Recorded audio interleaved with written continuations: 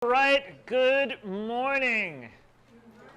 We are in Revelation chapter 18 today. We saw last week, at last, the arrival of a figure that's been many times hinted at, but until now has been solidly off camera.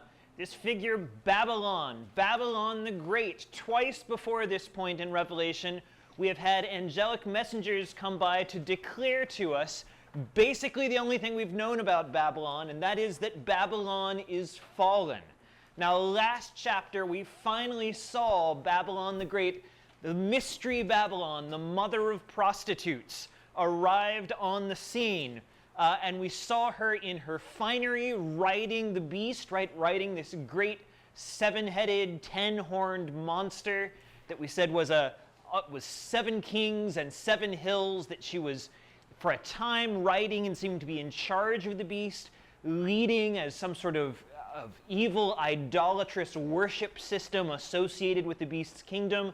At the end of that chapter, we saw her betrayal by the beast, that we said God incites the horns of the beast, the kings of the beast, against her, and they destroy her, they devour her, they burn her flesh, and all that she has is taken from her. In chapter 18, then, we come to a fuller description of that fall. Indeed, chapter 18 is about nothing but the fall of Babylon. We stop for an entire chapter just for this lament over the destruction of Babylon as we see its effects on the world around it. So, without further ado, let's get into that. Chapter 18, beginning in verse 1. After this, I saw another angel coming down from heaven, having great authority, and the earth was made bright with his glory. And he called out in a mighty voice, "Fallen, fallen is Babylon the Great. She has become a dwelling place for demons, a haunt for every unclean spirit, a haunt for every unclean bird, a haunt for every unclean and detestable beast. For all nations have drunk the wine of the passion of her sexual immorality, and the kings of the earth have committed immorality with her, and the merchants of the earth have grown rich from the power of her luxurious living." Then I heard another voice from heaven saying, "Come out of her, my people, lest you take part in her sins, lest you share in her plagues, for her sins are heaped high as heaven, and God has remembered her iniquities. Pay her back as she herself has paid back others, and repay her double for her deeds. Mix a double portion for her in the cup she mixed. As she glorified herself and lived in luxury, so give her a like measure of torment and mourning. Since in her heart she says, 'I sit as a queen, I'm no widow, and mourning I shall never see.' For this reason her plagues will come in a single day, death and mourning and famine, and she will be burned up with fire. For mighty is the Lord God who has judged her. And the kings of the earth who committed sexual immorality and lived in luxury with her will weep and wail over her when they see the smoke of her burning. They will stand far off in fear of her torment and say, 'Alas, alas, you great city, you mighty city Babylon, for in a single hour your judgment has come.' And the merchants of the earth weep and mourn for her, since no one buys their cargo anymore. Cargo of gold and silver and jewels and pearls and fine linen, purple cloth, silk, scarlet cloth, all kinds of scented wood, all kinds of articles of ivory, all kinds of articles of costly wood, bronze, iron, and marble, cinnamon, spice, incense, myrrh, frankincense, wine, oil, fine flour, wheat, cattle and sheep, horses and chariots, and slaves, that is, human souls. The fruit for which your soul longed has gone from you, and all your delicacies and splendors are lost to you, never to be found again. The merchants of these wares who gained wealth from her will stand far off in fear of her torment, weeping and mourning aloud, 'Alas, alas, for the great city that was clothed in fine linen, in purple and scarlet, adorned with gold, with jewels and with pearls, for in a single hour all this wealth has been laid waste.' And all shipmasters and seafaring men, sailors, and all whose trade is on the sea, stood far off and cried out as they saw the smoke of her burning, 'What city was like the great city?' And they threw dust on their heads as they wept and mourned, crying out, 'Alas, alas, for the great city, who had ships at sea grew rich by her wealth, for in a single hour she has been laid waste.' Rejoice over her, O heaven, and you saints and apostles and prophets, for God has given judgment for you against her. Then a mighty angel took up a stone like a great millstone and threw it into the sea, saying, So will Babylon, the great city, be thrown down with violence and will be found no more. And the sound of harpists and musicians, of flute players and trumpeters will be heard in you no more. And a craftsman of any craft will be found in you no more. And the sound of the mill will be heard in you no more. And the light of a lamp will shine in you no more. And the voice of bridegroom and bride will be heard in you no more. For your merchants were the great ones of the earth, and all nations were deceived by your sorcery. And in her was found the blood of prophets and of saints and of all who have been slain on the earth. Whew. Thank you. One of our longest chapters, right? This is one of our longest chapters, and it is all to do with the fall of Babylon. The lament over Babylon, but notice who it is that's lamenting, right? It is not the saints lamenting, it is not the angels lamenting, it is the merchants and kings of earth weeping, not can we say with sorrow on Babylon's behalf, right? Why are they weeping over Babylon? Also revenue. They're poor now, right? They've lost their revenue stream. There went their cash cow. Alas, alas for Babylon. Now who am I going to buy things from? Right? That's the mourning of the kings of the earth. So what do we make of this? We said last week that the symbolism around Babylon suggests that Babylon is either representative of Rome, right, the great empire of John's day, or at least that Rome is typological of what John is referencing here, right? That this is an empire like Rome. We might say it is a Rome, right? It is a Roman archetype here. What were some things that pushed us to say Babylon seems to fill a role either of Rome itself or of something like Rome, or we're supposed to think of Rome when we see her? What were some things we saw there? Anybody remember? 7 hills. 7 hills, good. One of the key indications is that we are told that Babylon sits on a beast. The beast has 7 heads. The 7 heads, we are told, are 7 kings or 7 kingdoms, but they are also 7 mountains. In the ancient world, when you said the city on 7, typically hills rather than mountains, but if you said the city on 7 hills, everybody knew there was only one place you were talking about, and that was Rome. Good. What else points this to us? I'll give you an easy one. It tells us at the end that Babylon is a city. That's a nice indicator, right? There's a straight statement at the end that Babylon is a city. We are told that she is a city on many waters, where the waters here, we are told, represent peoples and nations and kingdoms. Who was the empire that stretched over many nations and kingdoms? In that day, Rome is the clearest reference to that, right? And so there's these various indicators that suggest to us, right? They're not proof positive, but they suggest to us that this is most likely Rome that John has in view here, that John is seeing, or at least, again, something that Rome is meant to be indicative of. Perhaps it's a future empire, some fuller manifestation, but when John's readers picture that empire, they're going to see Rome as the lens through which it appears. Does that make sense? What we saw in the last chapter was an emphasis on Babylon as being primarily a religious power. And there were several hints to that. One is this idea of Babylon as being the one with whom the nations are unfaithful. Now, we've said this a couple of times. In the Old Testament especially, when a nation is described as being unfaithful, as having infidelity, what did it usually mean that a nation or a people were unfaithful? What was that an indication of? Idolatry. Good, right. Sexual immorality is often used in the Old Testament as an indicator of national idolatry, particularly of Israel, right? That Israel, that is supposed to be wedded to God, instead is running around with the Baals, right? That's the metaphor that's used most clearly in the book of Hosea, where that's the metaphor all the way through, but in many other places in the Old Testament as well. It's sometimes also used as a description of pagan nations, but it's that same idea. This rampant idolatry is described as a kind of spiritual infidelity. And so Babylon in the last chapter, we see an emphasis on her spiritual uncleanness, right? The way in which she has not merely been unfaithful, but she has led the nations in unfaithfulness. We are told she is not merely a prostitute, she is the mother of prostitutes. All spiritual infidelity, in some sense, has its roots going back to Babylon. That's the picture that John paints for us. We see this as well in her outfit. She is described as wearing scarlet and purple cloth, gold and pearls. If you were to read the Greek Septuagint as it describes the high priestly garb of Israel, many of those clothing elements are in its standard description of the high priest. The rich clothes, the gold adornments, all of that suggests priestly vestments as well. And so we have an emphasis there in the last chapter on religious power.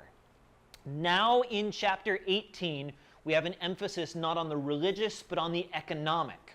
Right?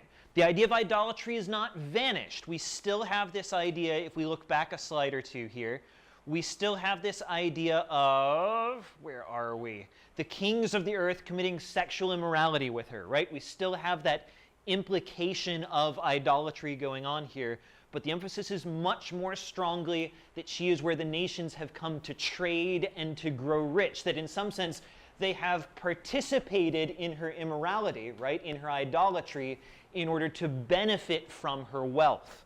Now, where have we seen that idea elsewhere in Revelation? This idea that in order to be economically strong, that the nations or the peoples are going to go over into idolatrous worship. Where else does that show up? The beast, right? The mark of the beast, we're told, no one who does not receive the mark can buy or sell, right? That unless you take on the mark of the beast, you are unable to buy or sell. We see that same idea here. If you want to get rich off Babylon, you've got to participate in Babylon's idolatrous system, right? There's that same connection in view here. And so good. So we've talked about the idea that there's a notion of immorality, of idolatrous worship here. Again, I talked about this echoing in Hosea, right? Hosea is explicitly told that when he takes an unfaithful wife, a wife who is a prostitute, that in this way he is giving a sign of God's relationship with Israel and Israel's unfaithfulness to him.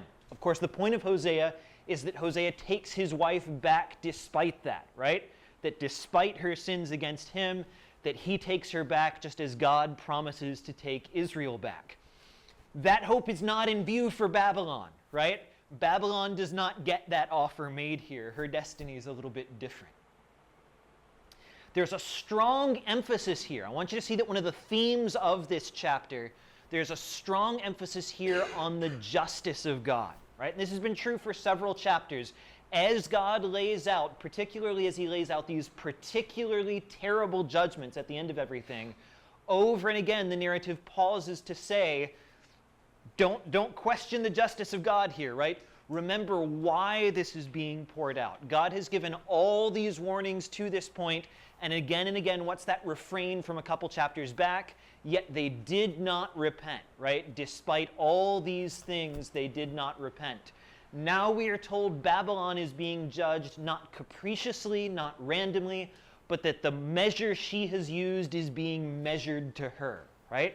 That the drink, the poison she poured into others' chalices now is being poured back into her, and she is being made to drink it, being paid back double for all the wickedness that she has done. And there is a suddenness to this, right? Babylon is doomed in one single hour, we're told. Plague and fire and destruction come on her unexpectedly in a single moment. Now, I think in some ways, John's description here is meant to call to our mind many different passages of the Old Testament, many different scenes of destruction that we can think of in the Old Testament that parallel the way in which Babylon is destroyed. Can you think of some Old Testament scenes of God's justice poured out on nations that are called to mind by the description here? Sodom and Gomorrah, right? Sodom and Gomorrah, a city that was wealthy.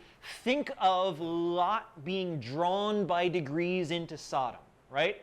As we follow the story of Lot back in Genesis, you see Lot, first he's just kind of camping near Sodom, and then he's moving into Sodom, and then he's sitting in the city gate, right? He's one of the highly placed men of Sodom.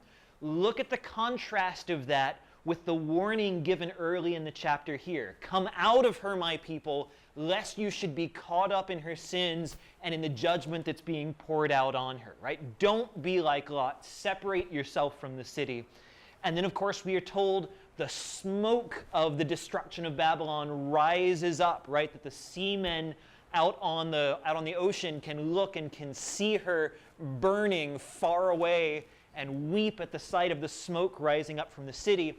What are we told after the destruction of Sodom? We are told that Abraham stands on the hill and he looks out and he sees the smoke rising from Sodom like the smoke of a furnace, right? I think absolutely Sodom and Gomorrah are one of the Old Testament linchpins this is meant to call to our mind. Who else? What other stories of destruction can you think of in the Old Testament that are referenced here?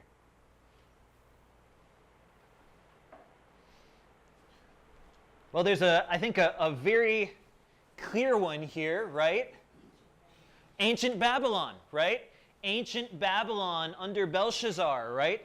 Takes the holy cups of God. Think of how many times the cup is emphasized in these chapters, right? The cup that's full of foul things, of immoral things. Belshazzar, of course, takes the cups out of the temple of Israel and uses those in his drunken revelries, right? His bacchanalias, he is profaning the sacred things of the temple with. And what's the response to that? In a single night, the city of Babylon falls as the armies of the Medes and the Persians march in and take it away from it, right? They catch him in the midst of this revelry. They reroute the river Euphrates, according to some accounts, which of course we're also seeing in our discussion of Revelation 16, 17, 18 here. And they march in and conquer the city in the midst of its wealth, in the midst of its celebration. Good. Do you see any others? Okay, certainly still an idea of the plagues of Egypt have been all throughout these chapters, right? Babylon maybe not quite as clearly as we saw in the 7 bowls being poured out earlier, but certainly there's still that same idea of the judgment poured out on on Egypt. God tells us that he raised up Egypt for the purpose of pouring out his plagues on her, and something similar seems to be in view here with Babylon. Good. Some commentators also suggest there are parallels here to the story of the Tower of Babel, right? When the names and the locations obviously are striking, but think of how Babylon is described. She took her evil deeds and they have been built up. So the word is something like the word used for construction. They have been piled up as high as heaven. Some commentators see here an echo of the building of the Tower of Babel, right? That the bricks are going to be stacked up as high as heaven so that we can climb into the heavens and become gods, right? Something like that. All these, I think, are being echoed back in John's narrative here. All these are meant to be called to our mind as we read through the words of description. Pause for breath there just for a moment. Anybody question, comment, anything so far?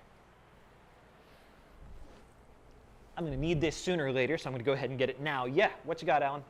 So if John was making reference to Rome, why didn't he say Rome? Okay, good. Why not say... There were major empires. Was Babylon like the evilest of all the empires? And so that's why John is using it as an example here? Great question. Why not say Rome directly, if he has in mind Rome? I think there are a couple of possible answers to that, right? One possible answer is to say, well, it's not Rome, right? It's just Rome evocative, right? But let's say it is, let's take a more preterist reading of it and say this is actual Rome in view. Can anybody think of a reason why John would not want to use the actual name of Rome in his description here? Be the 12th disciple to be executed? Yeah, right. If you write a book and the book says, then there's the evil empire Rome, and God will pour a full measure of judgment out on Rome and utterly destroy it in a single hour. Rome was not super big on freedom of speech and the press as a concept, right? That was not one of their founding virtues here, right? John is already in exile at this point. That's a real good way to get your book burned and get you the rest of the way executed, yeah? So a plausible answer is to say John is writing in a kind of code here, right? I mean, certainly part of it may be that this is what he's hearing said in his vision, right? But why is the vision given to him in a little bit of layered code? Part of that may just be to say, if you think it is literal Rome in view, this is kind of the fig leaf over, it's an account. I'm not actually clearly preaching against the emperor here. And so for preterists, for people who are post-millennial or to some extent amillennial, who see this as being largely fulfilled in the first century, that's going to be one of the major things they'll point to, is to say this is a standing in, right? A representation in a way that his readers can understand, but where he's not clearly speaking against the empire. You actually see that in a slightly different way in some of the church father commentary on some of these texts. So I'm forgetting which father it is, but he looks at, we talked about this a month or two ago, he looks at Paul's discussion in 2 Thessalonians, where Paul talks about the one who now withholds the secret power of lawlessness, and that the one who withholds that power will be taken out of the way, right? Well, this church father looks at that and he says, well, the one who withholds lawlessness, that's got to be Rome. It's sort of a different interpretation, right? Rome is the one holding back the power of lawlessness, and Rome will be removed, that is, the empire will collapse. Paul can't write the empire is going to collapse, because again, that's going to be a short life expectancy for Paul on the far end of that. Is that answering what you're asking? Yeah. I think that's at least a possible explanation for why he would speak. I think the other answer is just it's intended to be referential, right? Like whatever other layers John is writing on, one of his layers is clearly to call back to the fulfillments of the Old Testament. And so a more amillennial reading here would say, we are writing this as Babylon to call to your mind Babylon, right? Because Babylon is the great enemy of the nation of Israel, right? It is the ones who successfully carry off the nation of Judah into exile, right? They are the place where the people of God suffer and are overwhelmed and overrun, and yet are rescued out of at the end of it, right? And so that reference to Babylon as a name is meant to call that whole story back to your mind. This is going to be a great power. You're going to suffer, but you will not be overcome by the world. You will be rescued back out of it in the end. I think there could be truth in all of those, right? I think there are elements of that all of those could connect in to why it's described this way. Yeah, good question. Anybody else where we are? Nope. All good? All right. So a couple other specific Old Testament references that are in view here. I think we hit on some good ones. Let me give you some where you can see very clearly some of the allusion being made. Here in Jeremiah chapter 33, look at this. This is a prophecy against Jerusalem, right? A prophecy warning about the judgment that is about to be poured out on Judah by Babylon. But look at what God says to Jeremiah. Thus says the Lord, in this place of which you say, it is a waste without man or beast, in the cities of Judah and the streets of Jerusalem that are desolate, without man or inhabitant or beast, there shall be heard again the voice of mirth and the voice of gladness, the voice of the bridegroom and the voice of the bride, the voices of those who sing as they bring thank offering into the house of the Lord. Give thanks to the Lord of hosts, for the Lord is good, for his steadfast love endures forever. For I will restore the fortunes of the land as at first, says the Lord. So look at this. Judah is being made desolate. There is a common theme running through the Old Testament that when people are removed out of a land, when it is given over to the wasteland and to the emptiness, that's a bad thing, right? Like we sometimes value the preservation of the wasteland because we're kind of running out of it, right? That empty, untouched land has value to us. But in the Old Testament, think all the way back to the creation mandate, right? The world is in a natural, chaotic state. Part of the order that's given is to go out to subdue that land, to impose God's order onto it, right? That's part of what Adam and Eve are told to do. We see that throughout the Old Testament, that where humanity is removed from the land, it goes back to this unclean state, right? It's full of unclean beasts and dangerous things. It's a bad place without people. Judah, we are told, is going to have that judgment. And for a time, it will be empty of people and none of these things will be heard in it. But see how the promise to Judah is, then again you will hear the song of mirth, the voice of gladness, right? The sounds of weddings, right? Wedding bells will ring in there again, we'd say today, right? The voice of the bride and the bridegroom, the voice of people singing. God says, I will bring these things back. What does he say to Babylon? Yeah, right. Never again, right? Never again will any of these things be heard. And so it's almost the same list that he gives. If we go back a few slides. Doop, doop, doop. Never again the sound of harpists and musicians and flute players and craftsmen and the sound of a mill and the light of a lamp and the voice of the bride and the bridegroom, right? Never again will these things be heard in Babylon. There will be no restoration here. This is a final judgment.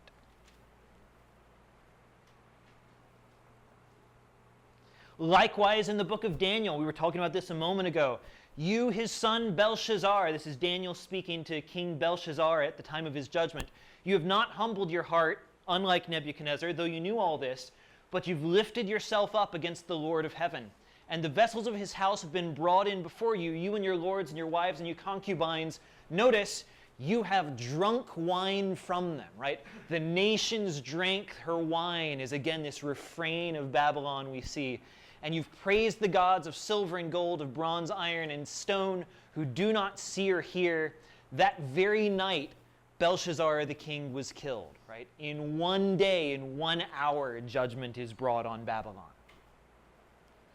Again, all the way back in Genesis, we talked about Sodom and Gomorrah before, right? That same passage, the smoke of the burning went up like the smoke of a furnace, just as the kings of the earth here see the smoke of the burning of Babylon from a great distance off. Still others emphasize here the death of Babylon. How does she die? She is devoured by beasts, by the beast, in fact, right? This beast that she is ridden on now turns on her and devours her flesh. Well, there is a very prominent figure in the Old Testament who is an evil woman dressed up in finery, whose flesh is devoured by beasts. It's Jezebel, right? It's the wicked king Jezebel. You may remember is pushed out this window. I mean, it's this gruesome little story, right? She is pushed out this window, and everybody goes inside for a little bit, and they come back out to find her body. And what's happened? The dogs have devoured everything except for her hands, right? Her body is gone in the few hours that she's been away. She's been eaten by beasts as judgment on all the wicked things she's done, right? Going back to her murder of Naboth, her leading the people of Israel in idolatry, right? Her further corruption of her husband, which for Ahab was quite a trick, right? In all these things, Jezebel is judged justly for her wickedness. And I think we see the prostitute here, right? Babylon judged in ways that echo that.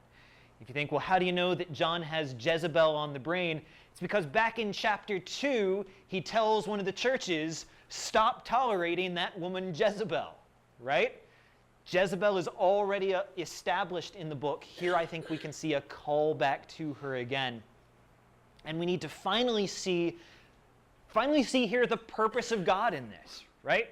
That this is not merely something that happens. Yes, she is betrayed and destroyed by these 10 horns, these 10 kings. But ultimately, the passage is extremely clear. These things have happened because God has judged her. He has paid her back justly according to what she has done. Okay, so what is the thing she has done? Well, some of it's very clear, right? In her is found the blood of the saints and the prophets and of all who have died on the earth, right? All this misery, all this unjust persecution has its roots in Babylon. We see that. But see it as well kind of just snuck in among the merchants who are dealing with her, right? These guys, right? These are not just poor merchants who all of a sudden, like, their livelihoods are wrecked, right? That's not, you're not supposed to look at the merchants and go, man, that's really hard for them, right? Like, that's really rough. It's too bad for them this had to happen. Scripture's not condemning them because they're rich, right? The point is not being rich is equivalent to being evil. The Old Testament is full of places where God gives wealth as a sign of his favor on people. The Old Testament's also full of references that say that just because you have wealth doesn't mean you have God's favor, right? Like, we're not equating things the other direction either there, yeah? But it's not their riches that are the problem.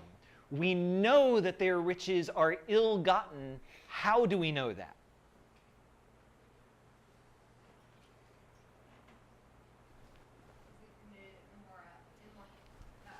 Immorality with the women. Okay, good. Right off the bat, we are told they have gained their riches by committing immorality with the woman, right? That they have participated in this idolatrous worship. They've taken the mark of the beast in order to gain this financial access.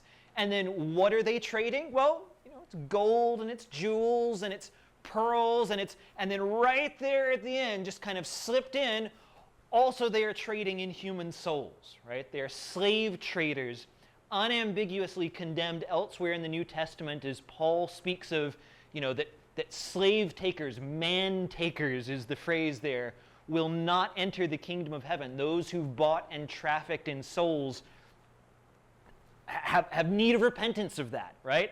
Babylon and her merchants are not repenting of it. She has drawn them in with her sorcery, and they have chosen to overlook her wickedness in consequence, right? There's too much money to be made to worry about the wickedness of Babylon here. I think it is worth just pausing for a moment there, right? In John's day, the world-spanning empire that makes you rich is Rome. It has Caesar's face front and back, right? Who today is the nation that everybody trades with in order to get rich? Yeah, it's us, right? Like, now, are we murdering the prophets and the saints in the streets, and are we lighting them on fire in quite the same way? You can argue and say, is Rome worse than us? I think there's a pretty clear case for yes, right? But there's points of continuity, and we should be mindful that if John's readers are meant to look at this and see, yes, God will justly repay Rome for what's happened to her, that our hands are not as clean as we might like them to be, right? Let us be careful of the temptation to participation in whatever idolatries appear in our own system as well, because the call here is unambiguous. Come out of that wherever it appears, right? Wherever you see that world system of idolatrous worship, come out of it, because the plague is coming and you don't want to be there when it gets there. Anybody there? Okay, all right. I think there's also some irony here, right? How does chapter 17 end? The kings of the earth betray Babylon and they destroy her, right? How does chapter 18 start? The kings of the earth throw up their hands and they say, oh no, Babylon, what's happened to Babylon, right? There's this short-sighted destructiveness of the kingdom of the beast here, that they are once again reaping the consequences of their own actions and can't do anything but kind of mourn and be like, oh no, who saw this coming? How could this have happened? Even though we just did it, right? There's something a little strange in that, a little bit deliberately, I think, ironic in that. This is the beginning of the unwinding of the bad news. So going back our last 5 or so chapters, we have seen a succession of figures that are real bad news coming on the scene. We had a dragon, a great red dragon, warring in heaven. Then we had the dragon call out of the sea a beast, right, a 7-headed monster. Then we had from the land another beast, this deceiving prophet. And then we saw allied with them this woman seated upon the beast. Now we are going to get, in reverse order, that stack of evil unwound, right? First, the woman is dispatched. First, she is betrayed and devoured by her allies. Next, we will see the beast from the land and the sea undone. And finally, judgment comes for the dragon as well, right? There is if that is our dive into worse and worse news, we are now on our way back up out of it. The unwinding of the kingdom of the devil. And the fall, not just of Babylon, but of everything that's been established as the opposition to the kingdom of God throughout the book of Revelation.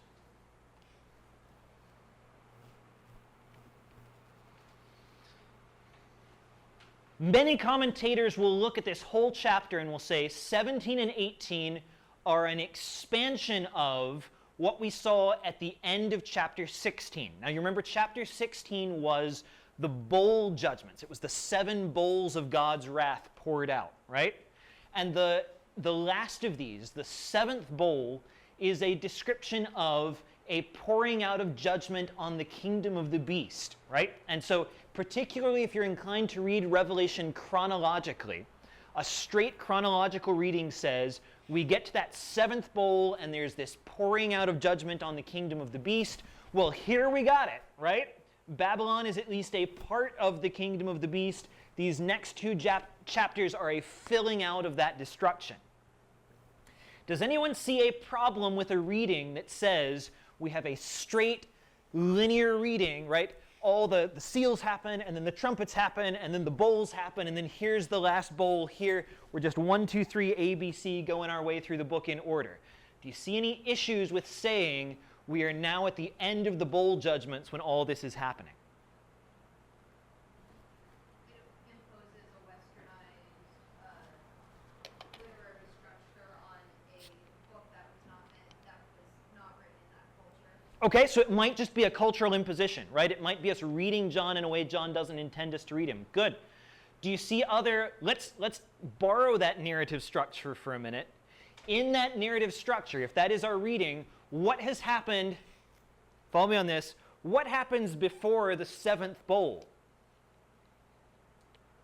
This is not a trick question. Everybody dies. Yeah, the first 6 bowls, right? Anybody remember some things that happen in the first 6 bowls? All the seas turn to blood and everything in them dies. Who do we see in the fall of Babylon? Fishermen. Ships, right? Captains of merchants. Question for you.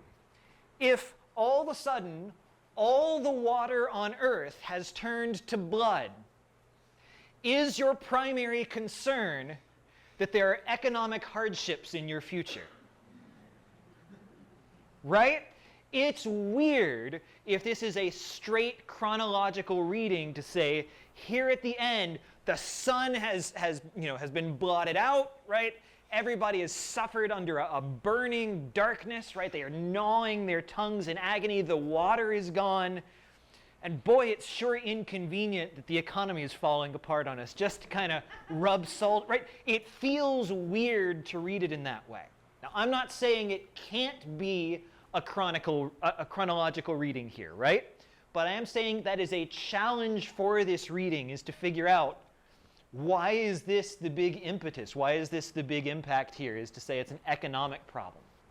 So, for those who do read this chronologically, primarily those in a more premillennial bent, and again, not all premillennials are going to read it straight chronologically, right? But most of the folks who read this as a chronology are going to focus on it from a more premillennial perspective. Some of those, particularly within some of the dispensationalist perspectives, are going to argue that there are in fact 2 different Babylons in view here. That chapter 17 is one Babylon and chapter 18 is another. So for instance, David Guzik, who you hear the pastor cite from on a regular basis, is a really good Bible commentator. David Guzik, who again I'd agree with on a lot of things, reads those 2 chapters as 2 different Babylons. He says there is one Babylon who falls in 17, there is another Babylon who falls in 18. And so he moves the chronologies around to say the Babylon in 17 falls much earlier in the story of Revelation. the Babylon in 18 falls later in the story. Do you see any differences between the Babylons of 17 and 18?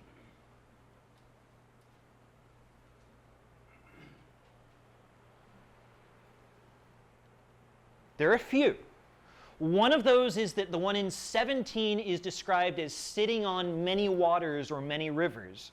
The one in 18 seems to be described as being a port, right, as being on the coastline, not just on rivers, but on the ocean side, which seems different from the way that 17 is described. Others have emphasized that Babylon in 17 is primarily a religious figure, that it emphasizes her idolatry. And the one in 18 is primarily an economic figure, that it emphasizes her trade, her interaction with the merchants. And yet, I think those are both difficult, right? Because the continuities of Babylon are so strong that the small differences seem hard to sustain. I mean, both of them are described as committing adultery with the nations. Both are described as having a cup of wine that they're drinking from. Both are described as being dressed in scarlet and purple and pearls and gold, right? Both are described as fallen and burning. Both are called Babylon, not to put too fine a point on it, right? There's no indication in the text that these are separate figures in view. And so, while I agree with someone like Guzik on a great number of points, I think it's hard to say that John doesn't have the same figure in mind here as you move across these chapters. Remember, of course, that John's not writing in chapters, right? John is not, unlike one of my kids' chapter books, right? He's not ending 17 on a cliffhanger and turning the page and starting the next bit. That's going to be added centuries and centuries later where these chapter breaks are, right? From John's perspective, the narrative just flows clean through here. It just goes. Yeah? Okay. All right. So what do we do with that? Well, from a premillennial perspective, it is a challenge to the chronological reading of this. It is a challenge to reading this as a beginning to end story. Right? It is some argument for either a cyclic view where we've just started our cycles over again, or in some other way to say these events are not just 1, 2, 3, 4, 5, 6 all the way beginning to end.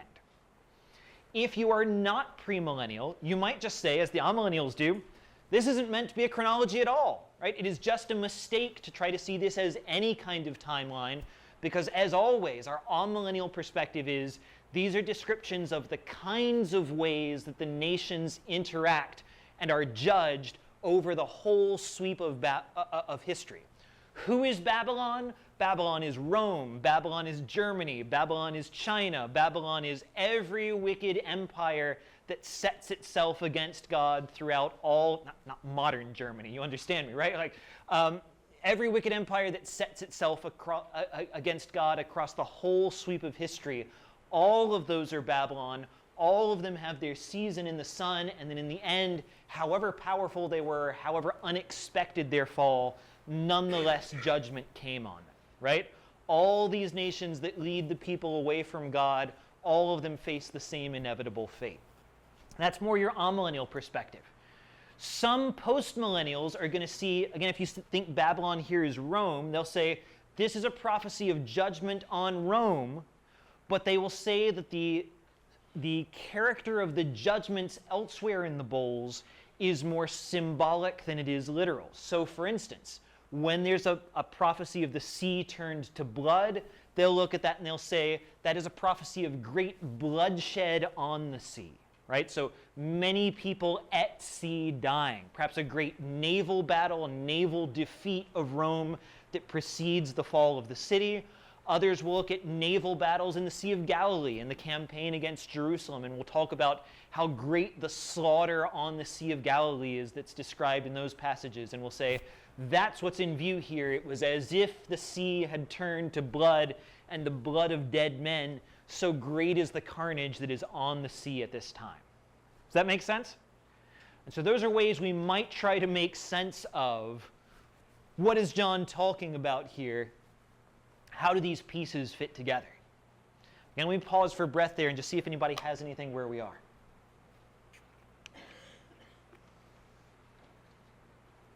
Sorry to do all the talking, but I do see, like in 17, there's an angel that comes and introduces this new event, and in the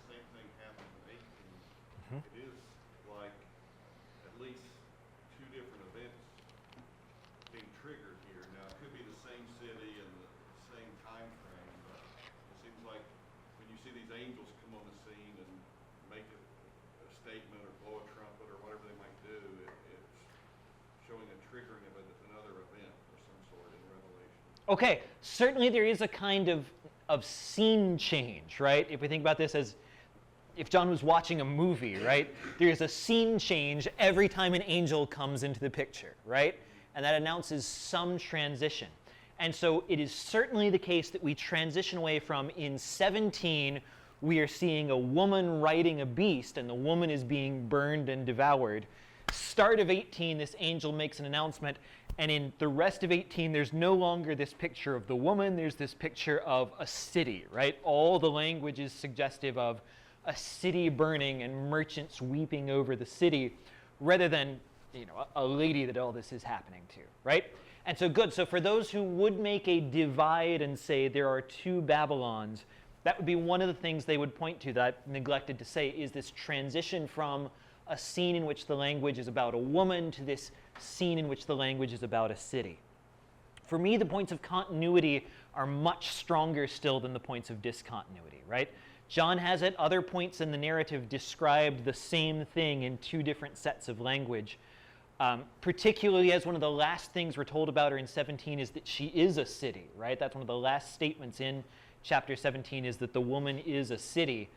That to me seems strongly indicative of continuity given how many other things she shares across the period. But again, there are well-respected and right on a lot of stuff commentators who are going to look at this and say there's enough there to conclude this is two different figures. Good. Thank you, Alan. I agree with you, it's hard to separate the continuity. Like Alan's saying, when you read the beginning of 17, because then one of the seven angels who had the seven bowls came and talked with me, right? So he has this conversation, he's talking with this angel. When he starts 18, it's all down to how his language was translated after these things, right? I saw another angel coming down from heaven, and he describes this one differently. He doesn't talk to John. He makes this declaration, and it's like, what are after these things? Okay, good. What are we talking about? So one of the great controversies over our reading of Revelation is a phrase that John uses repeatedly over the course of the book. And the phrase is, after these things I saw, right? And the question is, and you'll see it at the start of 18, you'll see it lots of other places if you flip back through the book. We haven't emphasized it to this point, but it's worth taking a moment to do so. The big question is, when John says, after these things, and then keeps going, is John saying, here is a time sequencing of events in what will happen? That is, X will happen, and after these things, Y will happen? Or is John giving a time sequencing only of his visions? That is, I saw this happen, and after I saw these things, I saw those things, right? Because you could say, well, I watched a movie that came out this year, right? I watched 3 movies that came out this year, and after these things, I watched The Land Before Time, right? And that doesn't mean The Land Before Time came after them. If that's what John is trying to say, is just, after I saw these things, after everything I've just described to you, then I had another vision. But if John is trying to time sequence them, then we need to be mindful of that indicator, right? And so for those who take a more linear perspective, right, a more linear read on Revelation, that's absolutely one of the things they'll point to, is to say this is meant to indicate a temporal sequencing. These happen and then those happen. Am I being fair to you there, or am I missing you? No, this is kind of a question. Yeah. John just had a bad habit of saying after these things every time he talks. Yeah, right. Like, is that just his verbal tick, right? Like, well, I'm going to go to lunch later, and after these things, we'll go out, right? Like,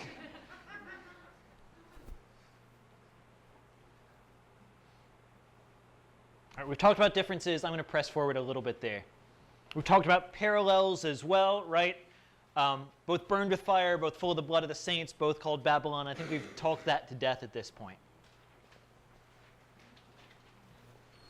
The other passage that we should see as a strong parallel to some of this judgment language, again comes from the book of Jeremiah. Now, we saw Jeremiah, I think, chapter 33 a few minutes ago. Let's go now to Jeremiah chapter 51. Flee from the midst of Babylon. Let everyone save his life. There we go. There's that same call that we see in John, right? Come out of her, my people.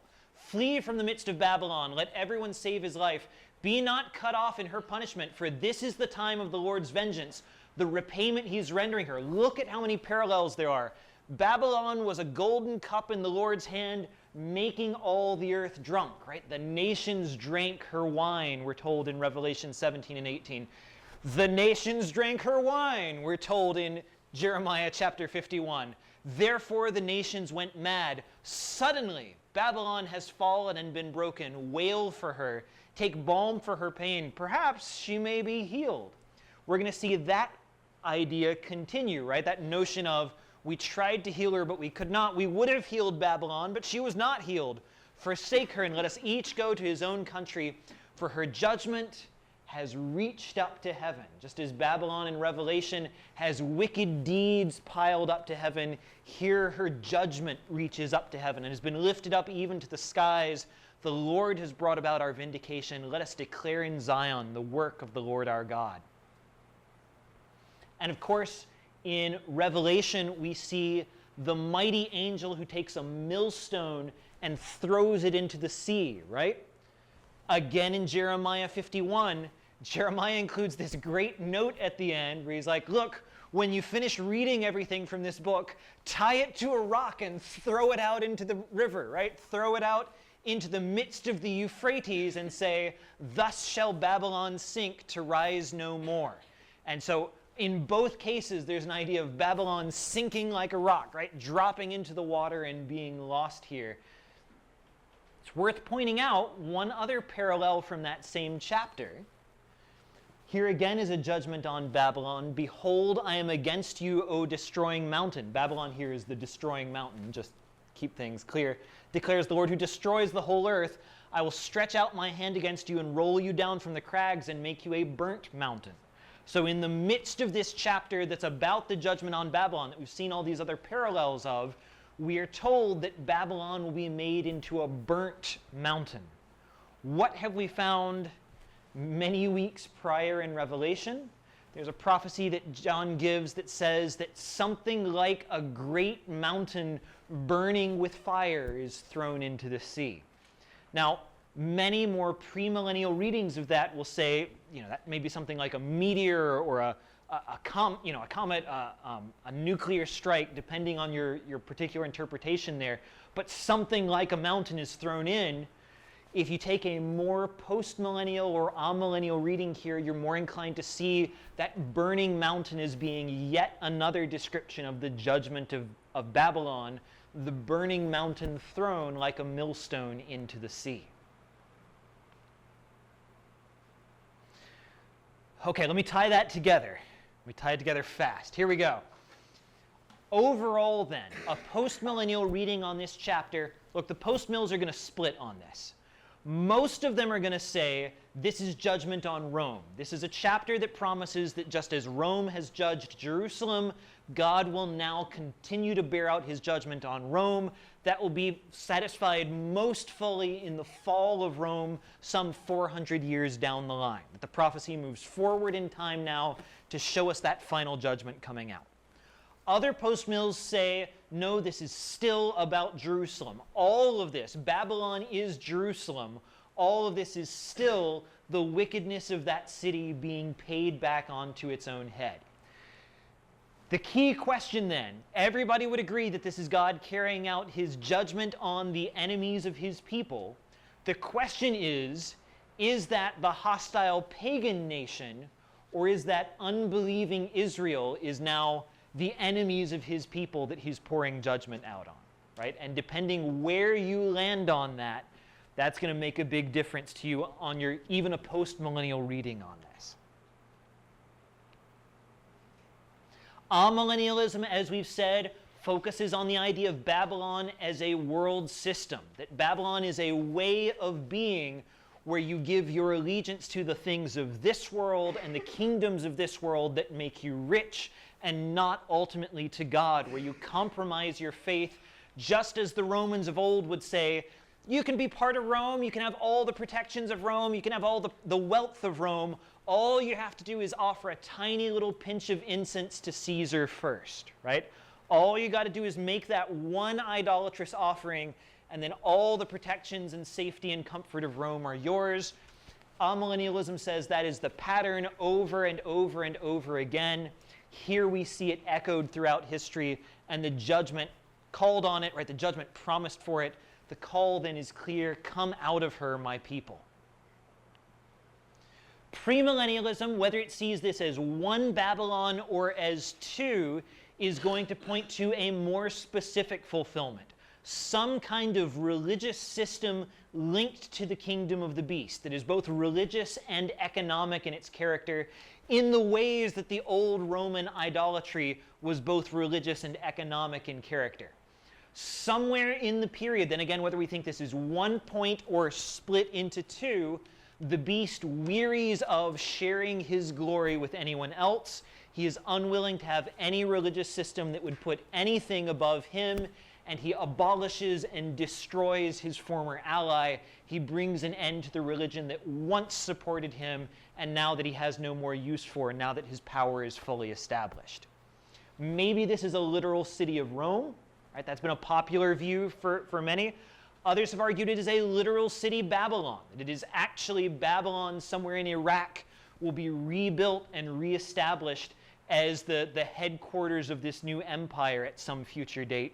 Others say, no, the word Babylon is just meant to be evocative. No particular city is in view here.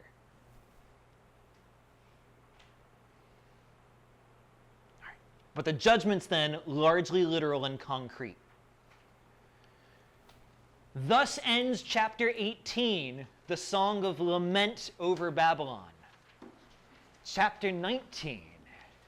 Chapter 19 moves from a song of lament to a wedding song.